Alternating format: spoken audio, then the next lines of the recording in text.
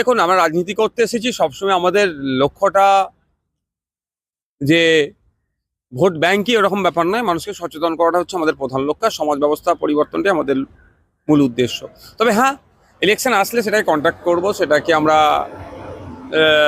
Participant করব, হবো, আমাদের পক্ষ থেকে পার্টিসিপেন্ট করবে। জিতার আর সেটা সময় কথা বলবে, মানুষের ভোটের নিরিখে কথা হবে।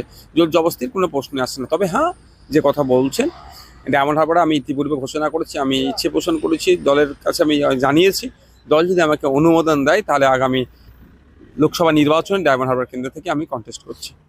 এই যে আপনি অভিষেক বন্দ্যোপাধ্যায়ের বিরুদ্ধে দাঁড়ানোর একটা মন পোষণ করছেন, তা এই কোনো রকম প্রবলেম হচ্ছে না? না, কিসের গেছে? উনি বাঘ না ভাল্লুক জামাই খেয়ে নেবে? উনিও মানুষ, আমিও মানুষ। উনিও গণতন্ত্রের কথা বলেন, আমিও গণতন্ত্রের কথা বলি। গণতান্ত্রিকভাবে লড়াই হবে, মানুষ যাকে চাইবে সে জিতবে, মানুষ যাকে চাইবে না সে পরাজিত হবে। এতে সমস্যা কি আছে?